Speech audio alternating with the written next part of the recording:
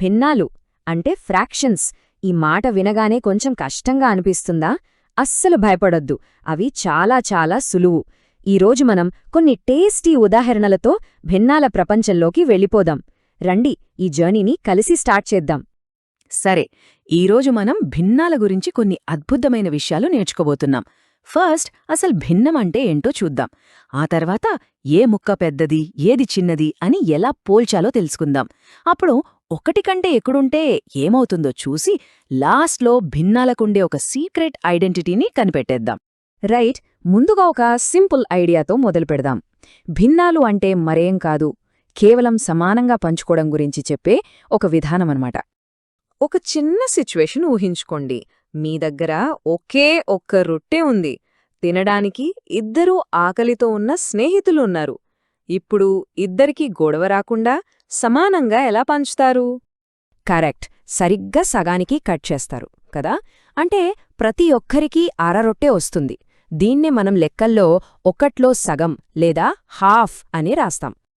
So ఇక్కడ ముఖ్యమైన point ఏంటంటే, ఒక భిన్నం అనేది ఒక పూర్తి వస్తువులో మన దగ్గర ఎంత భాగముందో చెప్పే ఒక సంఖ్య. దేన్నైనా సమానమైన ముక్కలుగా పంచినప్పుడు వచ్చేదే భిన్నం. సరే, ఇప్పుడు మనం నెక్స్ట్ ఐడియాకి వెళ్దాం. అదేంటంటే, పార్టీలోకి ఇంకా ఎక్కువ మందొస్తే అప్పుడేం జరుగుతుంది చూద్దాం రండి. ఈ స్లైడ్లో చూడండి, చాలా ఇంట్రెస్టింగ్ విషయం కనిపిస్తోంది. ఎడమవైపు ఒక రొట్టెని ఇద్దరు పంచుకుంటున్నారు. సో ఒక్కొక్కరికి పెద్ద ముక్క వచ్చింది. కుడివైపు అదే రొట్టె, కాని ఈసారి నలుగురు పంచుకుంటున్నారు. ఇప్పుడు వాళ్లకొచ్చిన ముక్క చిన్నగా ఉంది కదా.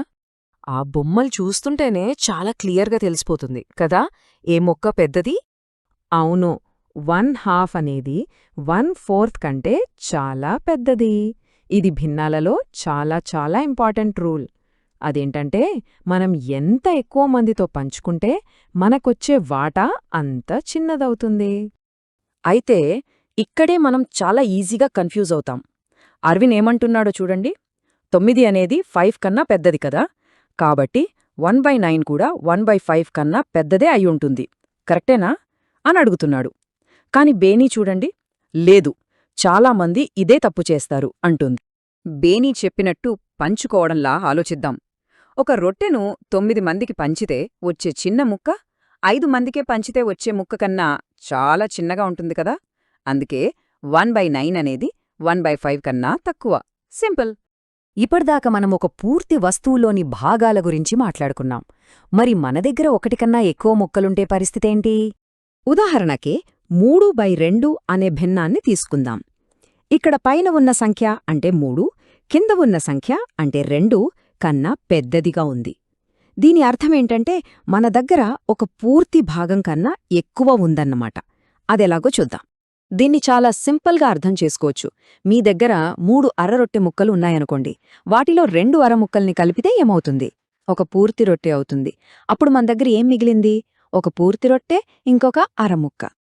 ఆహా, దీన్నే మిశ్రమ భిన్నం లేదా మిక్స్డ్ ఫ్రాక్షన్ అంటారు. అంటే ఒకటి కన్నా పెద్ద భిన్నాన్ని ఇలా రాస్తామన్నమాట. ఇందులో ఒక పూర్తి సంఖ్య ఇంకా ఒక భిన్నం భాగం రెండూ ఉంటాయి. సరే, ఇక మన చివరి విభాగానికొచ్చేద్దాం. ఇది కొంచెం మ్యాజిక్లా అనిపిస్తోంది. భిన్నాలకుండే ఒక సీక్రెట్ ఐడెంటిటీ గురించి తెలుసుకుందాం. ఇక్కడ ఒక పజిల్.